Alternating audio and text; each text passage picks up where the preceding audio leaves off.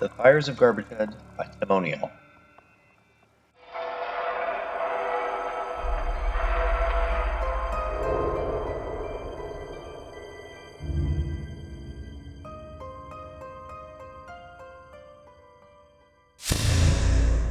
If you're driving through Homeland, don't stop.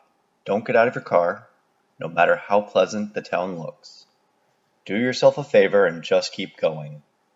Don't end up like I did, trapped here, ensnared by your own missteps, forever. There's something terribly wrong here, something I should have sensed from the start. However, I was still wheeling from my recent forced retirement as a college English teacher in Denver, and much like Dante, I'd wandered off my path on course for the inferno. Naturally, flying down the empty highway that late October afternoon, I hadn't the slightest idea of what lay ahead. I slowed only when the highway entered the town and I spied the tumble-down Homeland Cafe. I figured I could use a late afternoon coffee to carry me through the endless brown fields of Kansas. I parked my aging yellow Beetle in the town square. Around me, rust-red brick storefronts from the 1800s stretched down Main Street. Ahead of me, August municipal buildings loomed. Above City Hall, a banner proclaimed, "Welcome to Homeland, Kansas, home of the 225th Annual Homeland Carnival." The banner bore an image of a roaring bonfire and a crowd of silhouettes dancing. Some quaint bucolic autumn ritual, surely. I assume there was plenty of flammable agricultural material left after the harvest. I shrugged and got out of my car, stepping into the cold, damp air.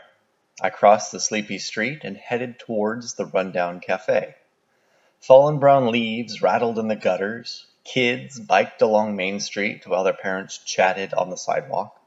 Jack-o'-lanterns leered from every stoop and staring scarecrows dangled, crucified in front yards.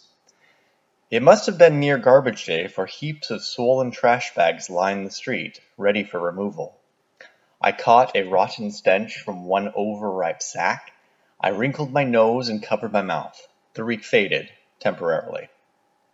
Dark clouds loomed overhead, spitting hard pebbles of rain. An icy wind stabbed through my thin suit.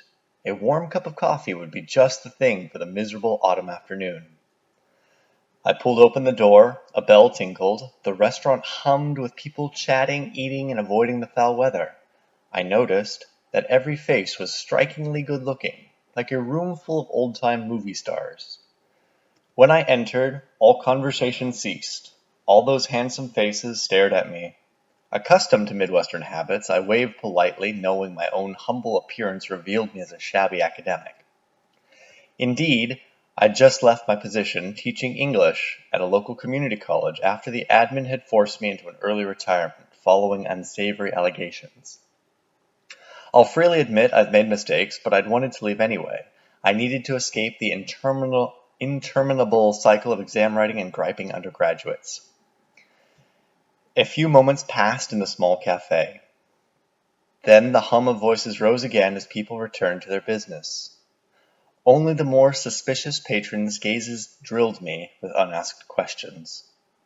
For an instant, the sick, sweet reek of garbage rose again. It mixed with a headier sense of bacon, eggs, and maple syrup. Nausea squeezed my stomach. Someone really should move that trash bag farther from the premises. But the stench soon passed and my stomach released. "Hi there! What can I get ya?" A perky waitress bustled forward. Gorgeous brown ringlets framed her delicate face. She had the most beautiful lips I'd ever seen. She looked to be in her early 20s, old enough, but much too young for me, certainly. No, I'd already learned my lesson there, hadn't I? But still, she was quite pretty. "Good afternoon, Helen," I read her plastic name tag. What a fitting name for someone with a face that could launch 1,000 ships. "Why, golly, you're a sweetie, mister. A girl could get used to hearing that." "I'm looking for a cup of coffee, Helen. Got any?" "Well, gee, I'd say you're in just about the right spot, mister. We sell the best coffee in Homeland." "Then how could I say no?" Her bright laugh chimed. "I certainly hope not. Follow me." She led me to a worn, ruby-colored stool at the lunch counter. "Take a seat, mister." With the ease of a seasoned server, Helen maintained a lively stream of chatter while she prepared my order. With her shapely back to me, I couldn't help but notice how the gentle curves filled her skirt and apron. "Well, you got a name, mister?" "I'm Daniel Gray." "Well, nice to meet you, Mr. Gray." "I'm charmed to make your acquaintance as well, my dear." She giggled. "You talk real old-fashioned like." I nodded and waited at the laminate counter, blowing on my frozen palms, rubbing them together in anticipation of the warm porcelain mug. Nothing quite matches a hot caffeinated drink on a chilly afternoon. Nothing, that is, except perhaps female companionship. "Careful, it's hot." Helen placed a steaming white mug before me. "So whereabouts you from, Mr. Gray?" "Well, I teach, or rather taught, college in Denver." "Whew! That's quite a ways off, isn't it? What brings you out to Homeland?" "I just needed a drive." "Mm-hmm. Is there a Mrs. Gray waiting for you back in Denver?" I took a sip and met her eye. "Why do you ask, my dear?" "I'm just being friendly-like. Something we always ask strangers. Says you're a good-looking fella, but you don't wear a ring." I smiled at her over my mug. "There is no Mrs. Gray." Helen's warm brown eyes remained on mine. Her long lashes blinked. "Really? No sweetie pie waiting back home? Why, surely you're teasing me." "No, I just haven't found anyone as pretty as you." I winked. "Ah, you hush up," she said coyly. I couldn't help myself. I reached out and brushed her small hand. "Tell me, what time do you get off?" Helen drew back playfully. "Why, you stop it. You're near twice my age." "Age is just a number, my dear." She laughed. "Well, I'll come back and check on you, hon. Let me know if you need a refill." As she turned away, a necklace with a silver charm of stylized flame gleamed around her slender neck. The middle-aged man in the bar stool beside mine swiveled to face me. He had a classic look, with dark eyes, dark hair, and a boyish tan face with a square jaw. His full lips spread in a roguish grin, exposing a flash of flawless teeth. "Well, afternoon, stranger. I overheard you're passing through," he said. "Yes, I am." "Well, welcome to Homeland, guy," he beamed. "My name's Harry Oswald. I'm about the friendliest person around, if I may." "Well, thank you." I do hope you enjoy our town. We're sure proud of it." His broad smile remained a beat too long, bearing those two perfect white teeth. I couldn't resist a quip. "There must be a terrific orthodontist nearby." "Oh, sure. We're real lucky. Homeland's got damn near anything you could want." "Oh, like what?"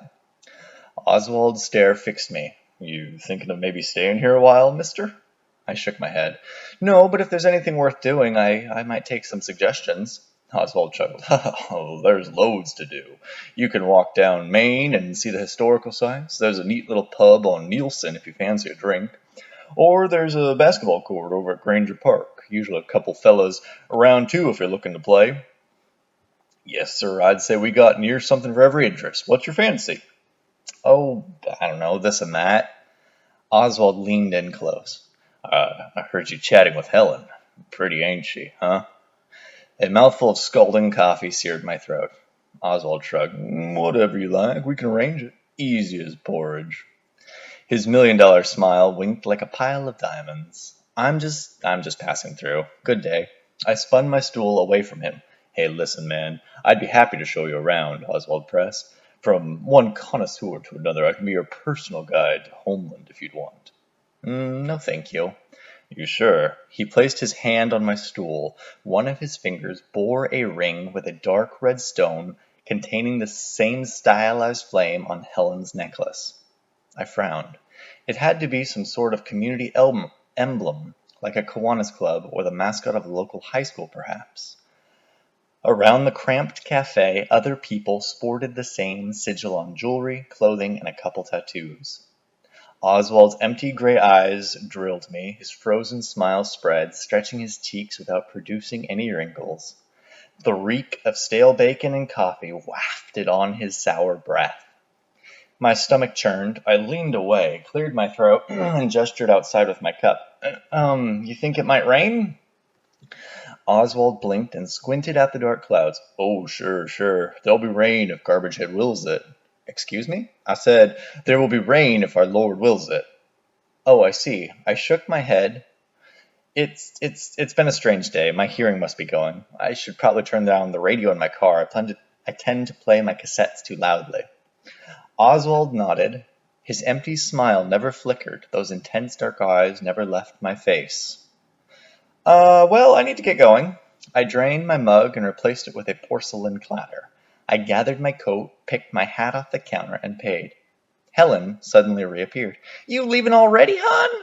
I just brought you something to go with your coffee. Grilled ham and cheese sandwich on the house. She winked and flashed a Christmas tree smile. We always take real good care of our travelers here in Homeland because we don't get many visitors, you see. She bent to drop off the sandwich and fries. As she put the plate down, the warm swells of her breasts brushed my arm. I shook my head. Much too young for me. Had I not learned from my previous errors? The food smelled of warm butter and melted cheese, but I had no appetite after my odd chat with Oswald. The busy cafe suddenly felt too warm, too cramped, feverish. Too many close bodies, too many flashing white teeth and unblinking stares, like a pack of circling wolves. Thanks for the sandwich, I said. It looks delicious, but I should get back on the road. Long drive ahead. You come to visit us again real soon, Mr. Gray, Helen called. We'd love to see ya. Her perfect smile twinkled. We'll see you soon, stranger, Oswald said, winking. Stares burned into my back as I turned up my collar and hustled out into the cold autumn wind. It snapped my coat, stabbing through the thin fabric of my rumpled clothes. I hurried to my car, eager for its familiar cluttered interior. I wanted to be alone. The crowded cafe had overwhelmed me. Making small talk with strangers has never been my strong suit. Plus, the bizarre conversation with Oswald had drained me. Another cold gust blasted that garbage reek up my nose, a terrible concoction of decayed meat, spoiled milk, and rot. I could almost taste the maggots wriggling. I gagged and shuddered, covering my nose with the coat's collar. I slid into my car and slammed the door. I jammed down the lock, feeling better by the minute. I tried the ignition, but when the key turned, the starter produced a weak whining whir. Come on, I muttered. I tried again, twisting harder, but the engine just made an even quieter whine and died. God damn it! I pounded the steering wheel. Why did this happen to me? And why out here, in this eerie hick town? I wanted to get out there as fast as I... Knock, knock, knock. Someone rapped on my window. I jumped when Oswald's broad, empty grin leered through the driver's side window. His plump fingers waggled cheerfully. I cranked the window open a crack. What? You got car trouble, mister? I didn't want to chat, but I did need help. I think the battery's dead. You don't have any jumper cables, do you? Nah, guy, I sure don't. But I'm happy to help push it. The garage is right over there. He pointed a block away to a brick building with roll-up metal doors. A cracked plastic sign announced Leroy Max Mechanic and Auto Body Shop. That's convenient, I said. Oswald rolled up his shirt sleeves. It's a small town. Everything's close by. There's always someone friendly to lend a hand. Let's get pushing. Together we guided my car to the mechanic. Oswald tipped his hat. With the same blank grin, he said, Oh, you have yourself a real good day now, mister. I shuddered as he glided away and I entered the shop. The interior smelled of machines, of oil, rubber, and grime. A fug of cigar smoke wafted in a yellow nicotine cloud. Ratty car magazines papered the waiting area.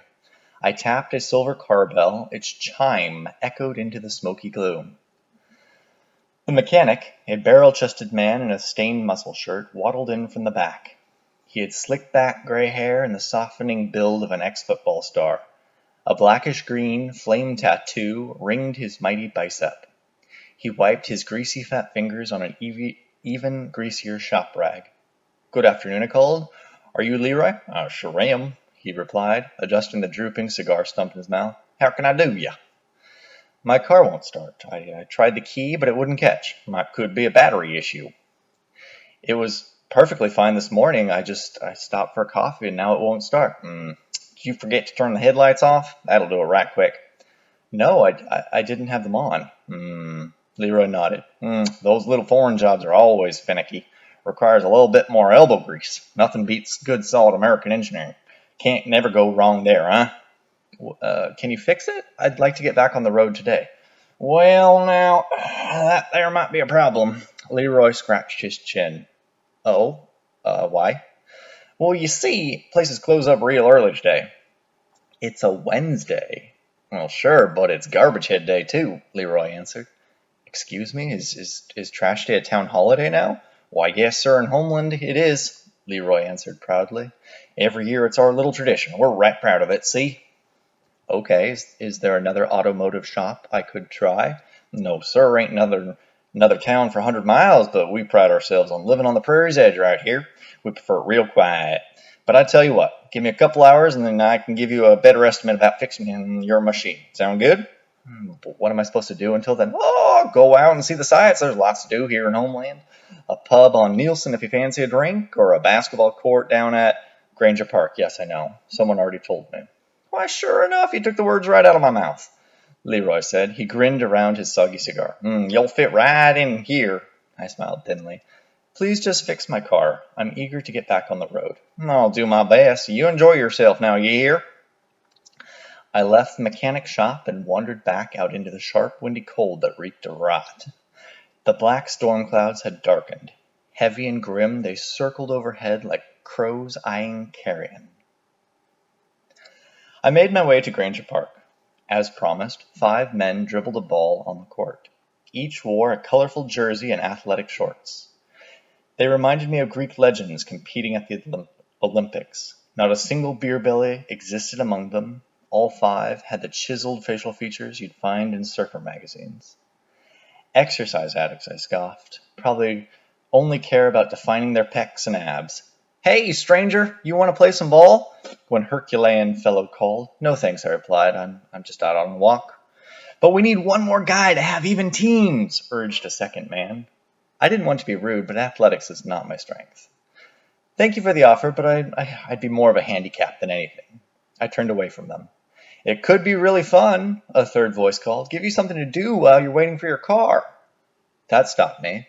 I spun and faced them. All 5 guys stared back at me. How had they known my car was in the shop? Had word traveled that fast through town?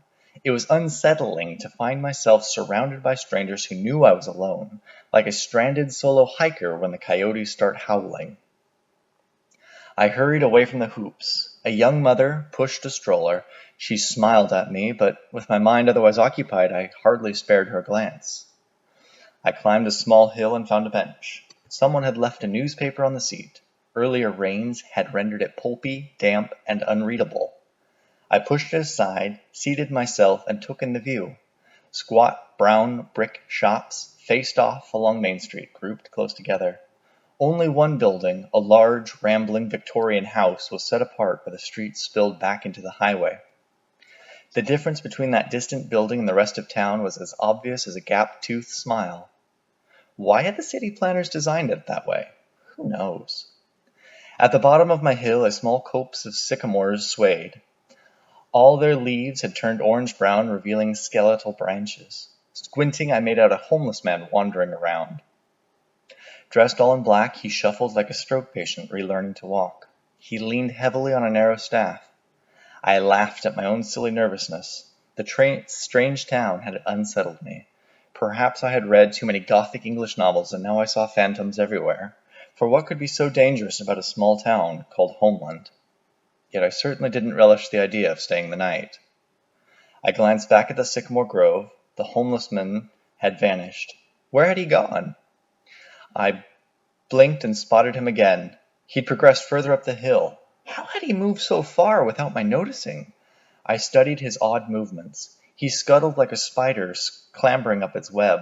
I figured he'd ask for money, I'd say no, and then he'd be on his way. I gazed longingly at the ribbon of highway stretching behind the Victorian house, my route from this off-putting town. An overpowering stench of spoiled garbage overwhelmed my nostrils. I wrinkled my nose and tried not to gag. I covered my face with my coat and breathed through my mouth. A black spot blotted out my peripheral vision. I turned my head, my eyes widened. I gave a start. The homeless man had appeared an arm's length away from me. His raggedy appearance, unsavory from a distance, was even more startling up close. Tall to the point of lankiness, he clenched a staff made of an unscrewed broom handle and leaned upon it as if he would soon collapse. Filth covered his skeletal frame, from his grimy, unwashed, ashy skin to the pockmarks and sores on his exposed flesh. Swollen, cracked, oozing feet filled a pair of ratty newspaper sandals. His tattered clothes were much too short. His frayed and stained trousers revealed scabby, engorged ankles. A grubby black cape that might have once been a discarded bathrobe swirled about his shoulders. He'd affixed discarded crow feathers to it and wore it like a roadkill mantle. It rustled and fluttered like limp wings behind him. A visor made of discarded black plastic concealed his eyes, brows, and forehead. An inscrutable mask of garbage sacks obscured his lower face. We eyed each other like pawns in a stalemate. The man in the crow feather cape spoke first. "What is it you want?" His voice surprised me.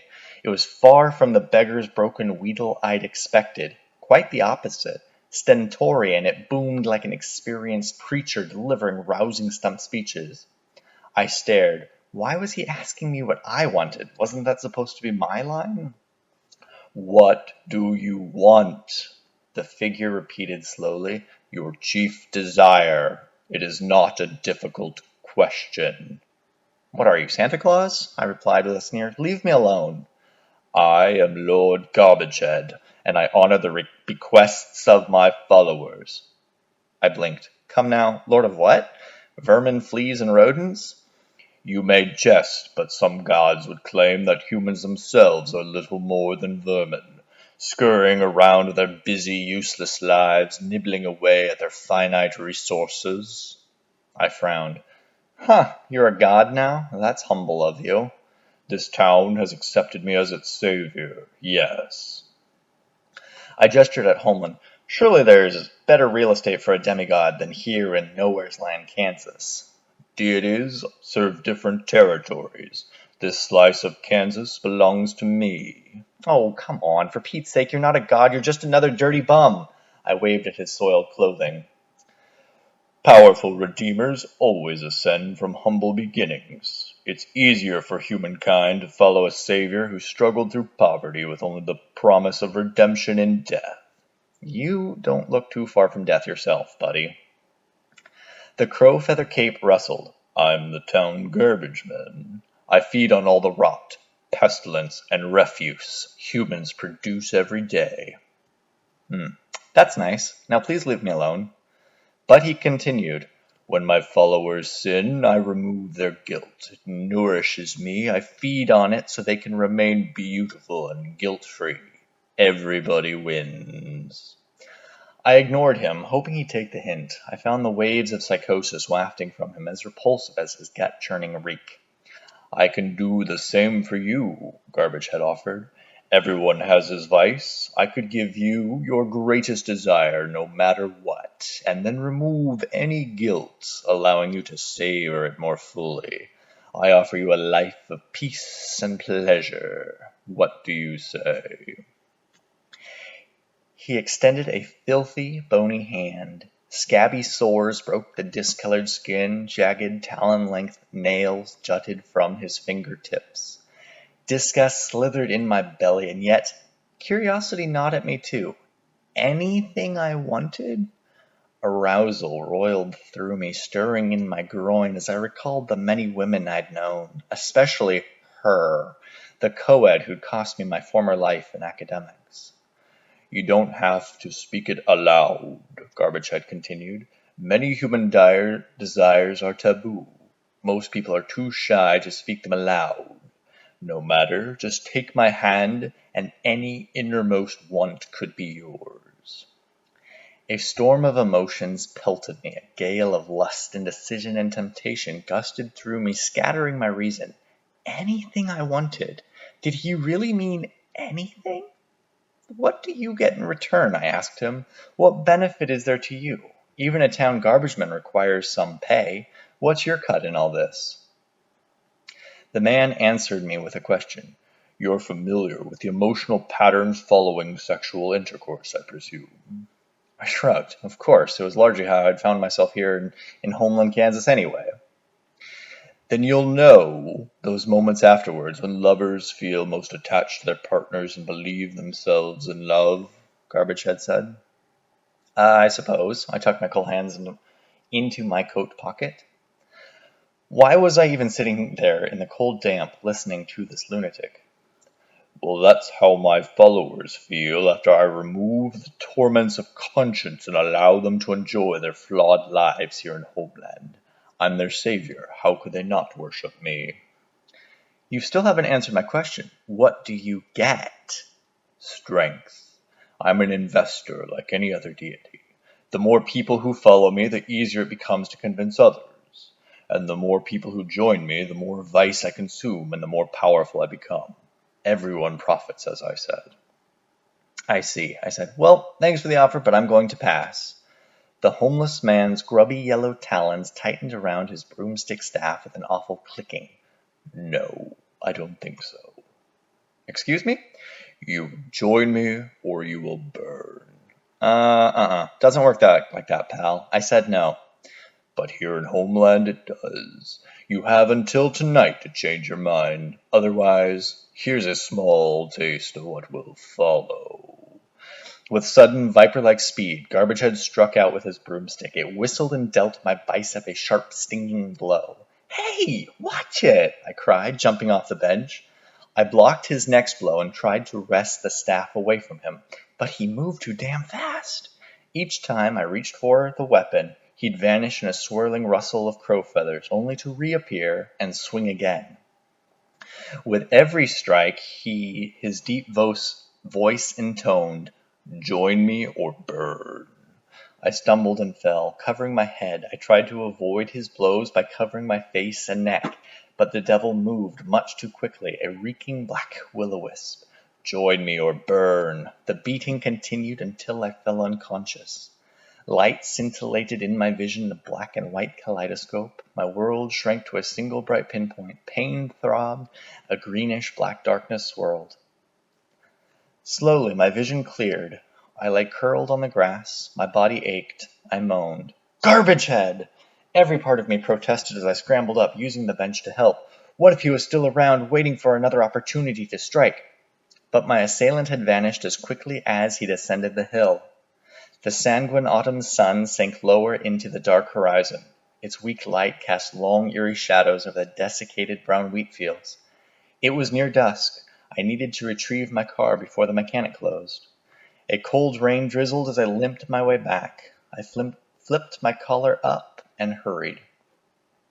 I considered visiting the police, but rejected the idea.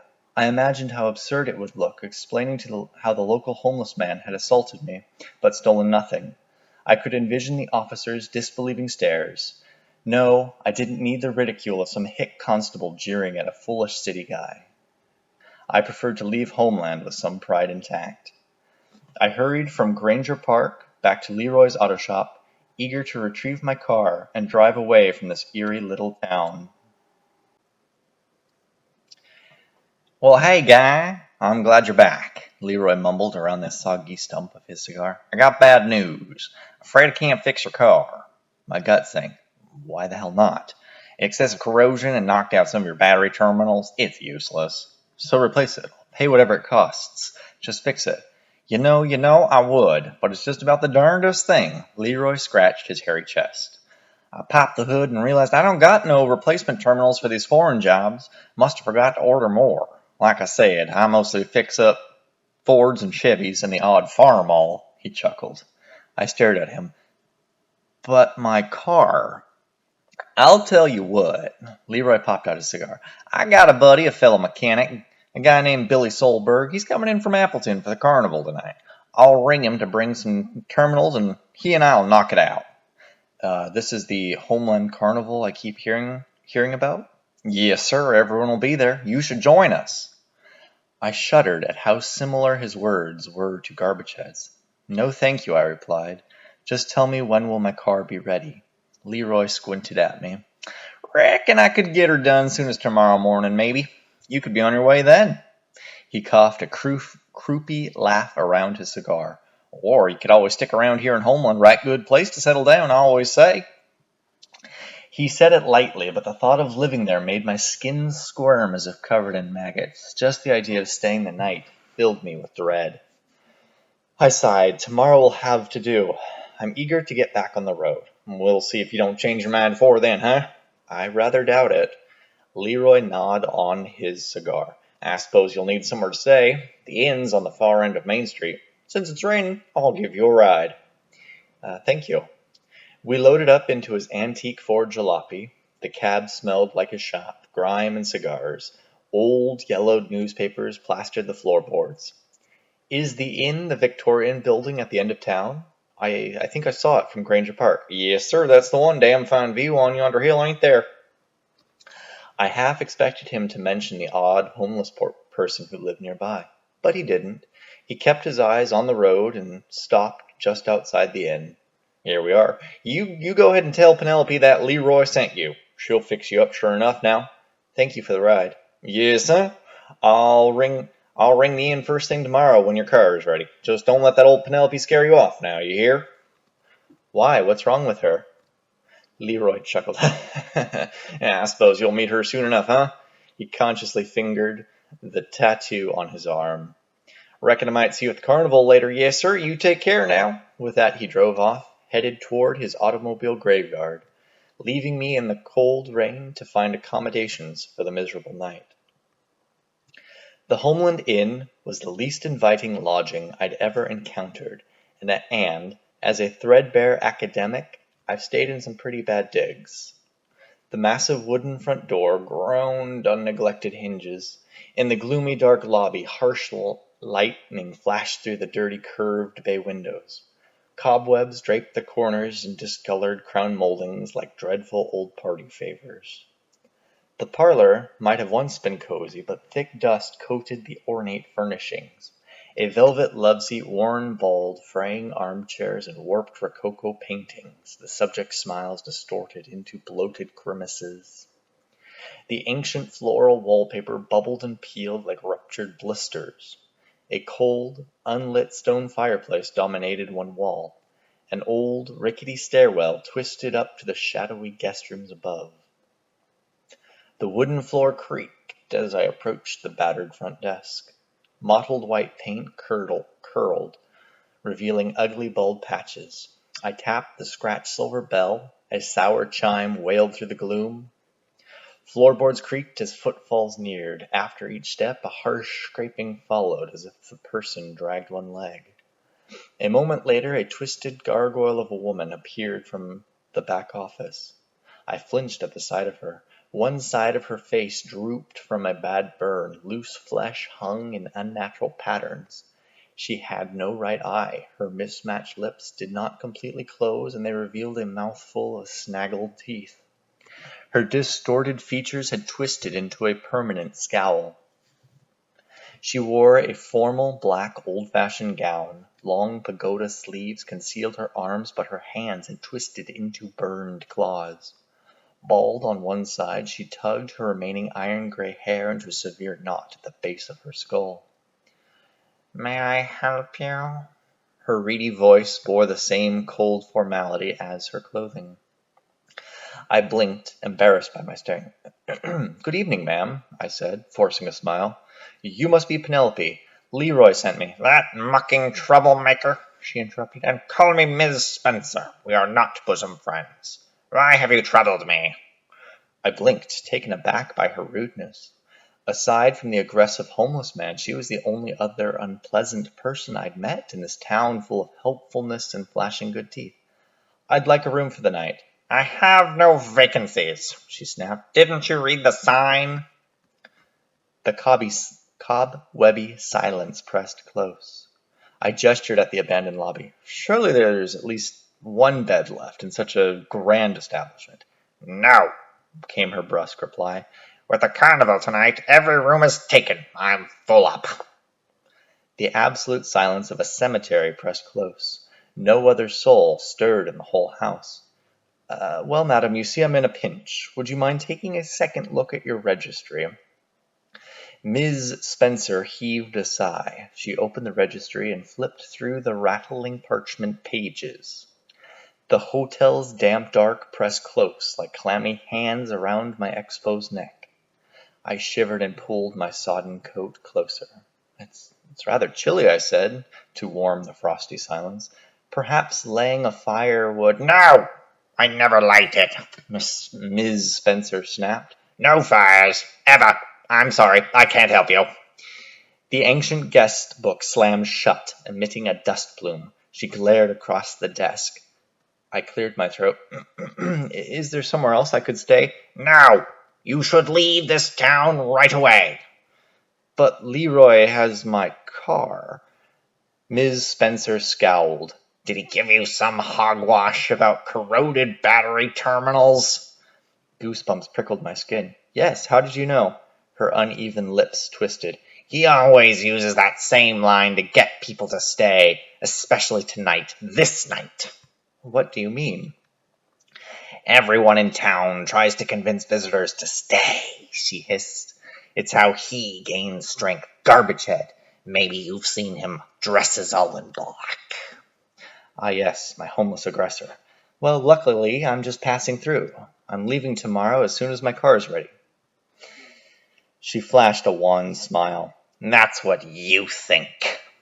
I coughed. Look, I'll pay whatever you require for a single night. I'll take anything, even one of the sofas.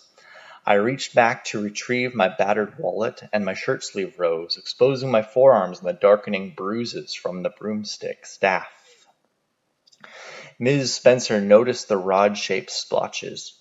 Her breath whistled. He's already marked you for the carnival. I looked up sharply. What? Ms. Spencer shook her head.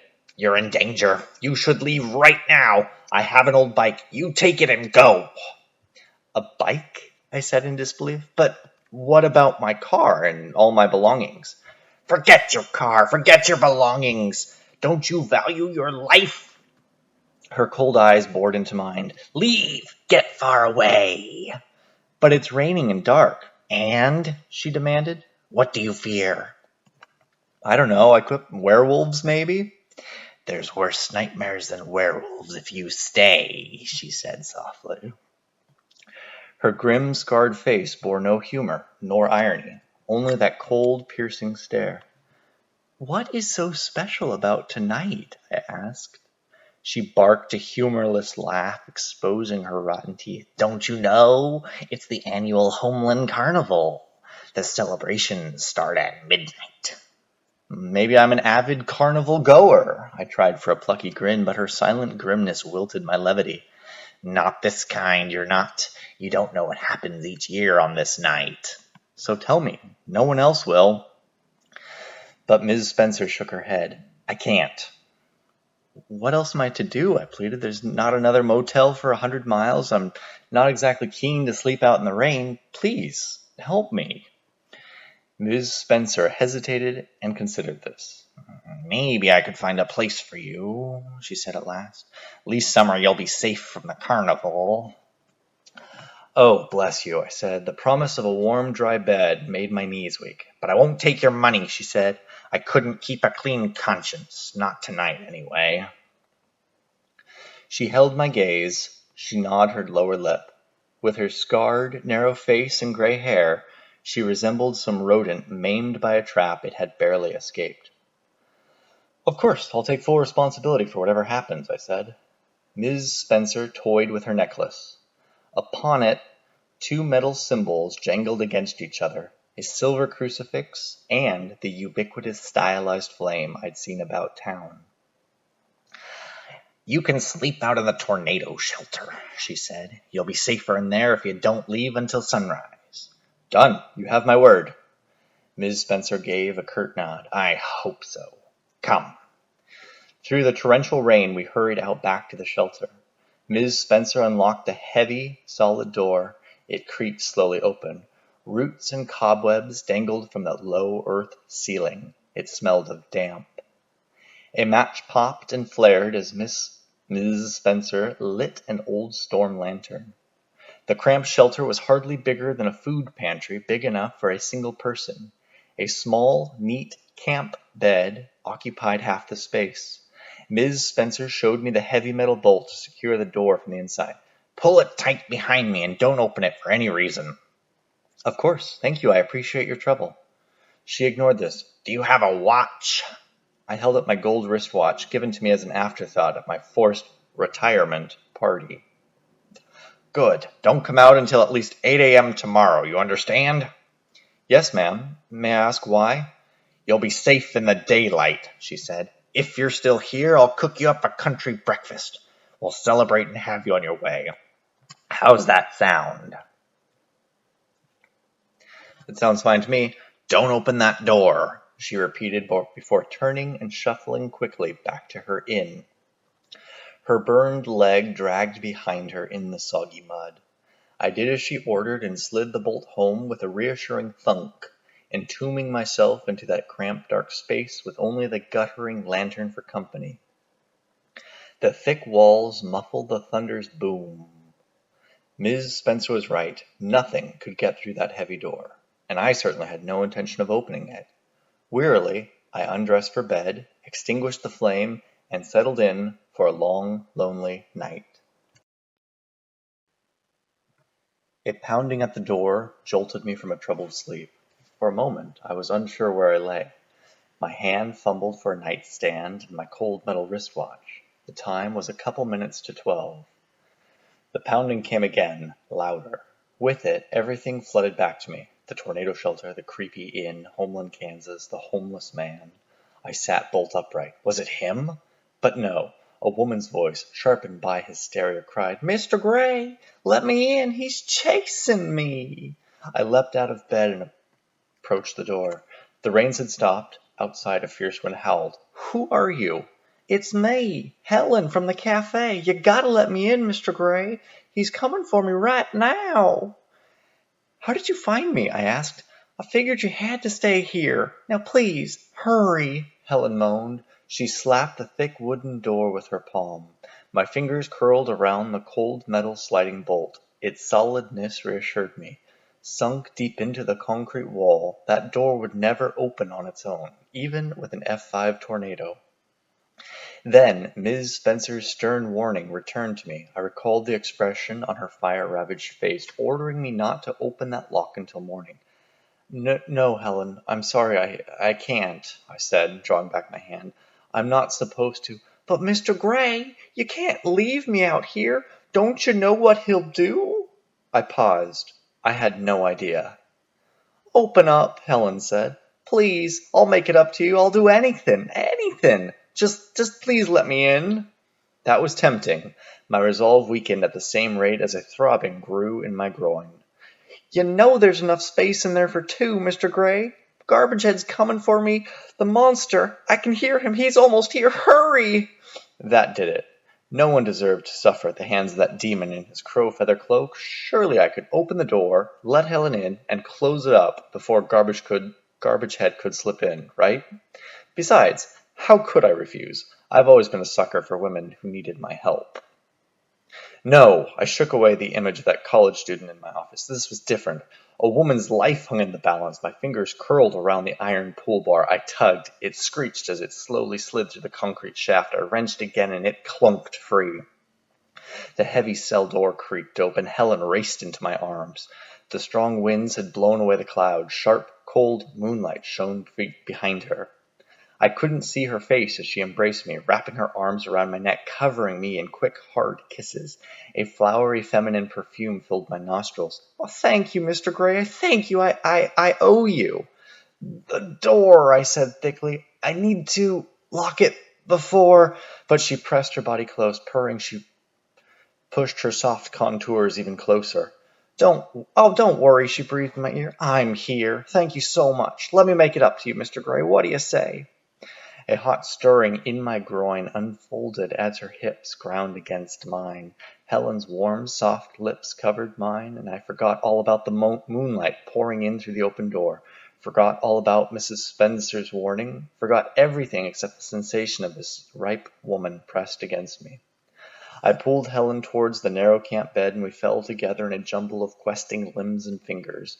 Our giggling foreplay continued for several pleasant minutes, but somewhere during the delight I realized my partner was no longer the same person with whom I had begun the episode.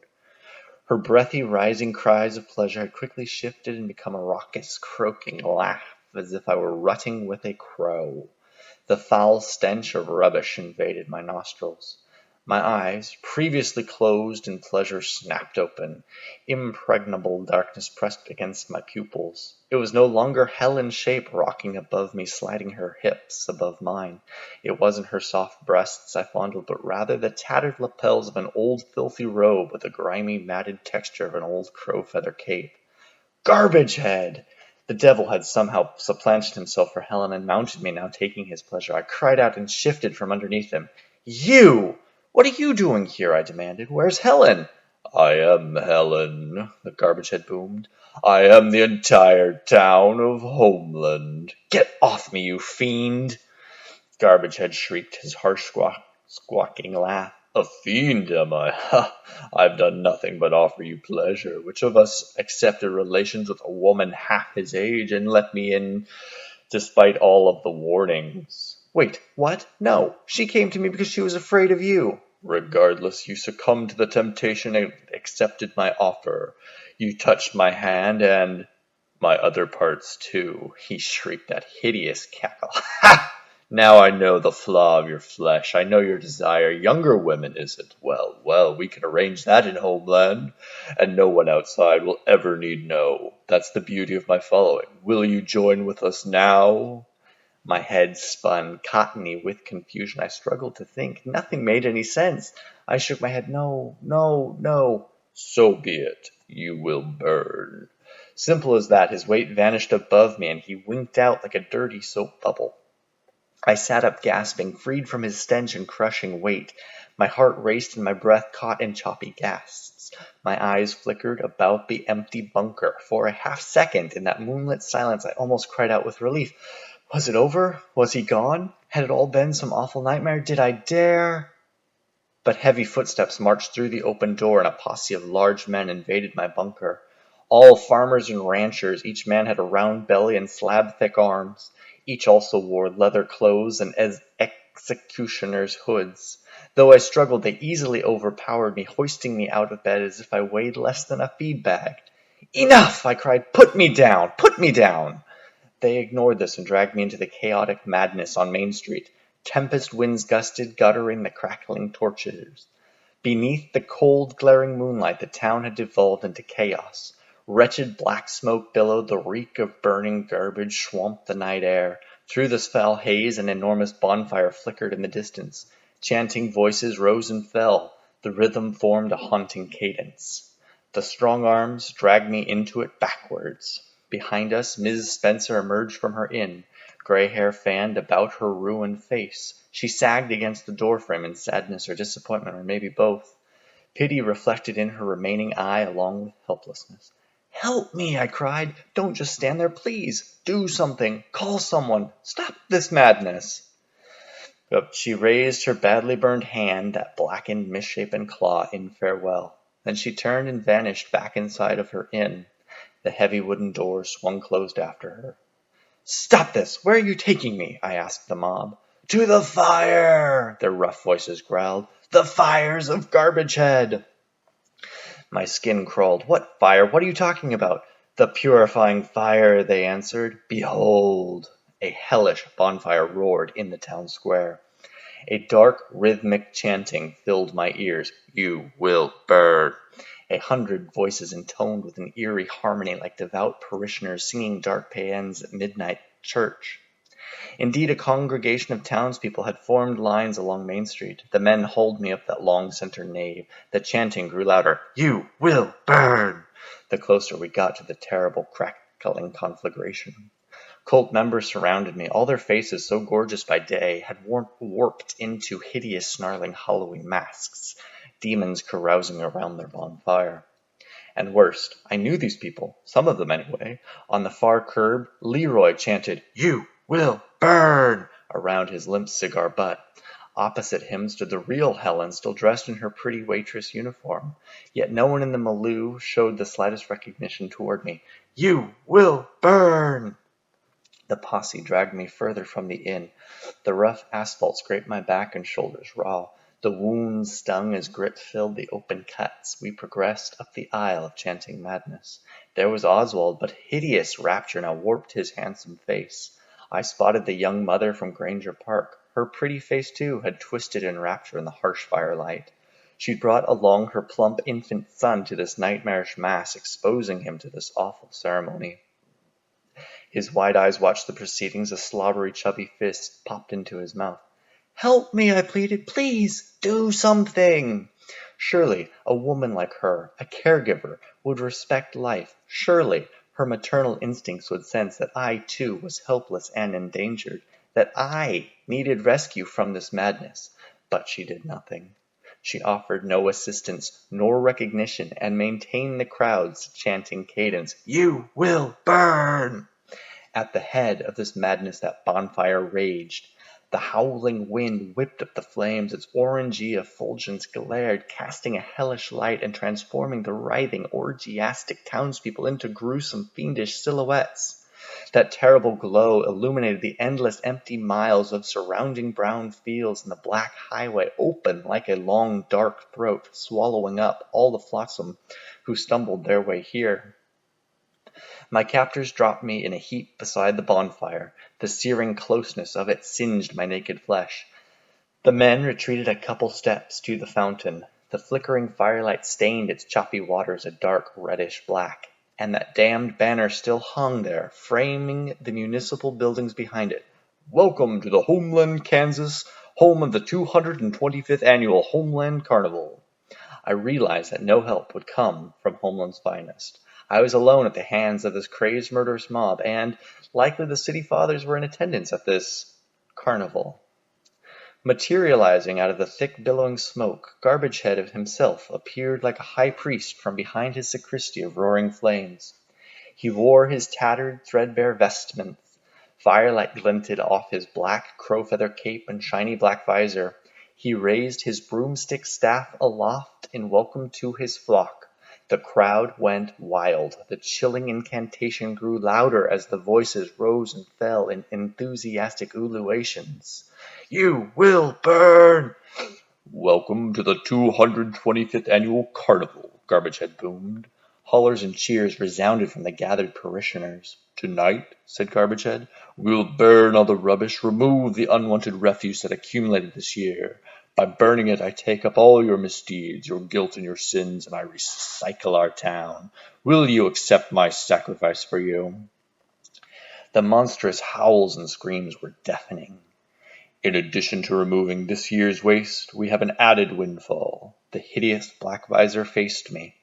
"Tonight we have a newcomer to swell our ranks and increase our collective power. Will he join with us, or will he burn?" A wall of noise roared from the gathered townspeople, a hungry, bloodthirsty sound like spectators at a gladiator match. Garbagehead raised one scabby hand, and the cacophonous cries silenced. He stepped toward me, so resembling the specter of death that I took an involuntary step back, stumbling into my captors, who jeered and shoved me back toward his filthy black robes and the roaring fire beyond. "Last chance to join with us and have your sins recycled. You have only to accept me to avoid burning," he intoned. I looked straight into his plastic visor. "I will never join your disgusting garbage cult," I spat.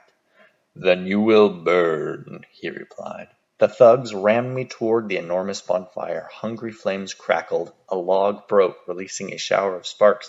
The heat intensified. "Wait! Stop! Please don't!" I coughed as the thick smoke burned my lungs. But the roughnecks ignored this and shoved me in. Flames licked my right side, burning my ribs, my arm, my hip. My world shrank to the brightness and snapping of flames, the crackle of burning garbage, the suffocating stench of the smoke, and the crowd's distant chanting. And pain. Terrible, terrible pain, unspeakable pain.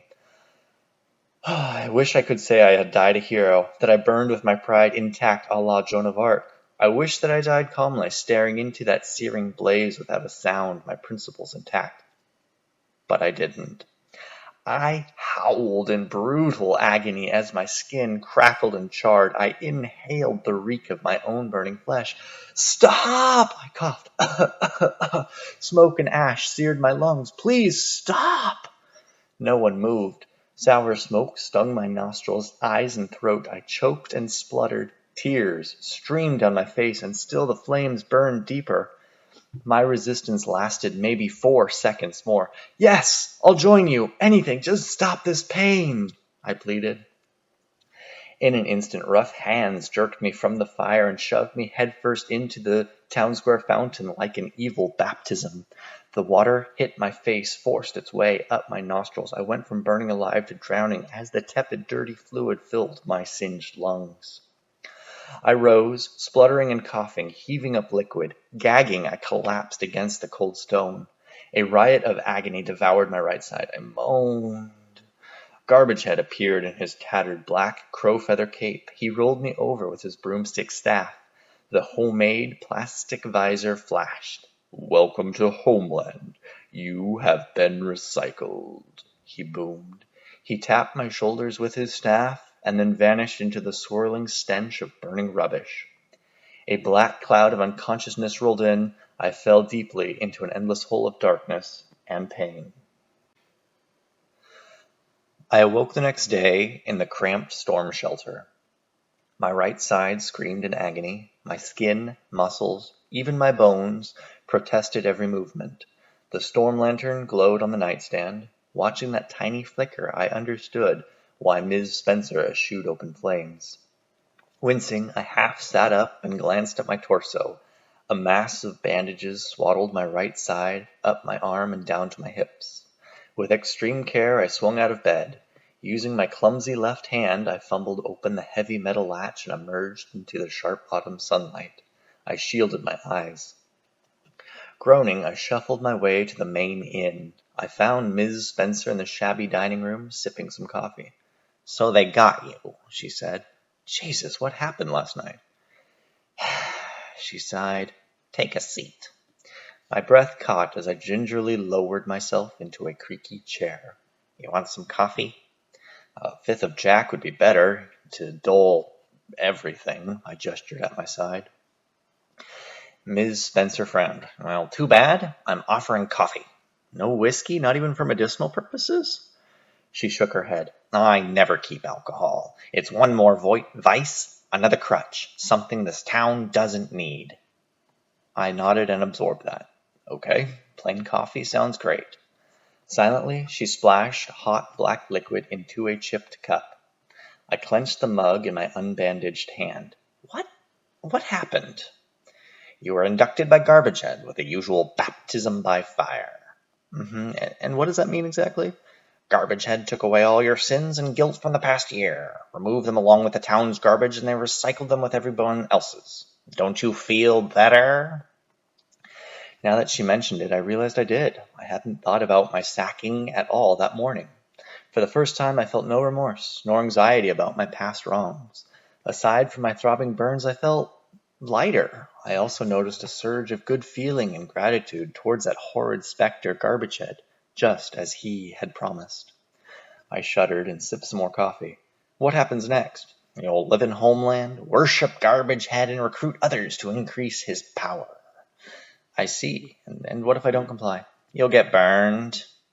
Goosebumps prickled my skin. "What if I try to leave?" "I wouldn't. The COLT will find you. They always manage. No, once you're in forever." I didn't have a lot of choice in the matter, did I?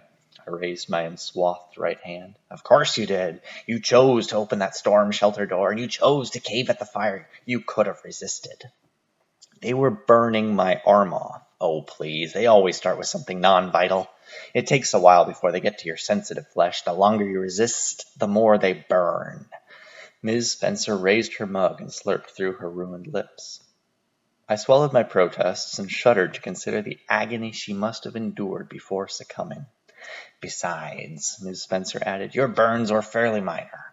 "Excuse me? I just survived a damned inferno." "No, you caved quickly.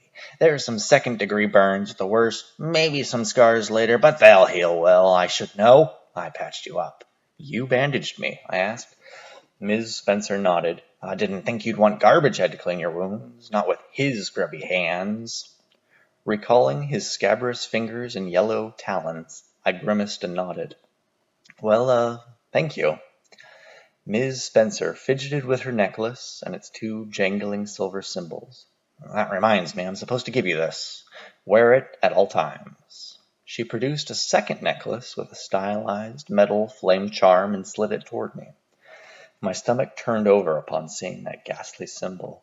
It reminded me of a glowing cattle brand. What about Garbagehead? Do I ever have to see that monster again?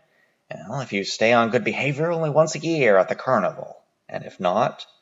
Well, if you try anything to upset the town, like not wearing your flame, stirring up trouble, or not attending the carnivals, he'll give you a reprimand.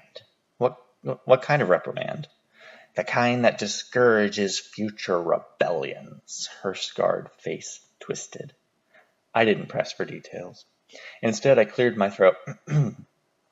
You said I'm here for life, so how does it finally end? You volunteer to burn.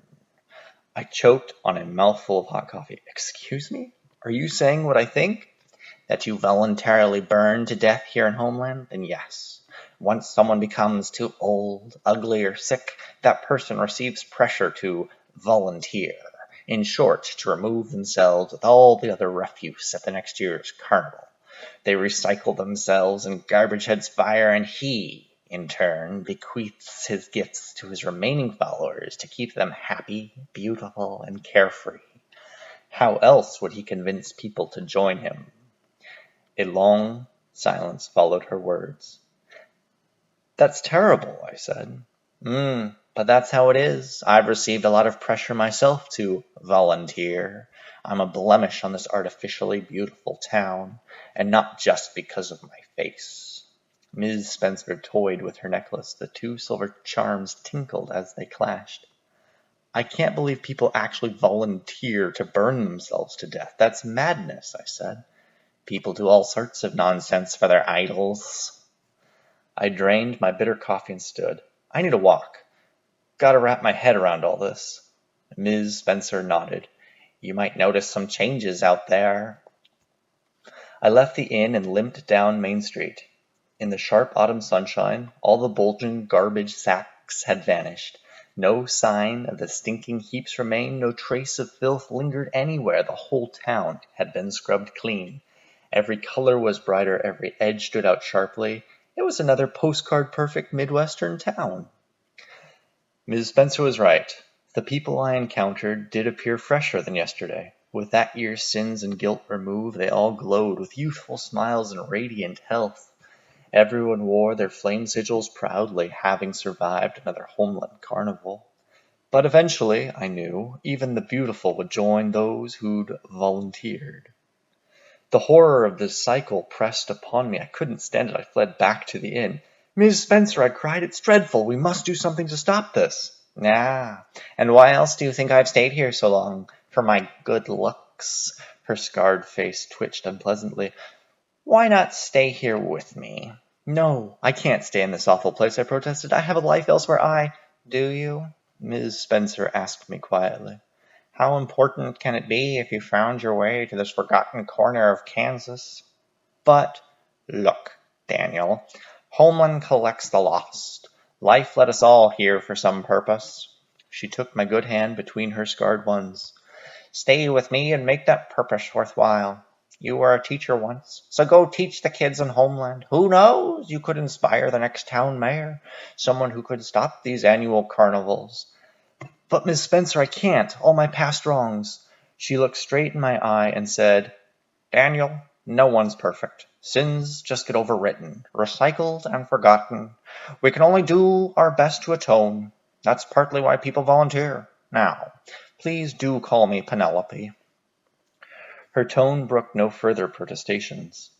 And that's how I stayed in Homeland and taught English at the local school for 2 decades, subtly showing my pupils the injustices of their despotic god. I hoped one day they'd remember what they learned, stand up to Garbagehead, and lead a revolution. I'd like to do it myself, but I'm too old now, and I'm quite tired. I understand what Penelope mentioned about receiving pressure to volunteer.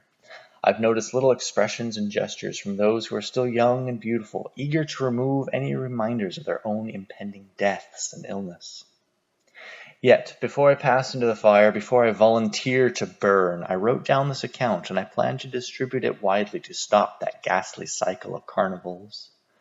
For how else can you weaken a cult leader except by reducing his flock? No, the only sure way to abolish a demigod like Garbagehead is to shine a bright light into his dark secrets and reveal the wriggling grotesqueries there. This act of rebellion will be my final undoing, and will certainly end in my burning. But I'm not afraid anymore. People need to know about Homeland and its cruel atrocities. Despite Garbagehead's promises, he can't keep feeding off wanderers who get stuck here like insects in a spider's web. I hope a lack of new converts will weaken his crushing grip on this town and end his reign of terror. It's time to extinguish the fires of Garbagehead forever.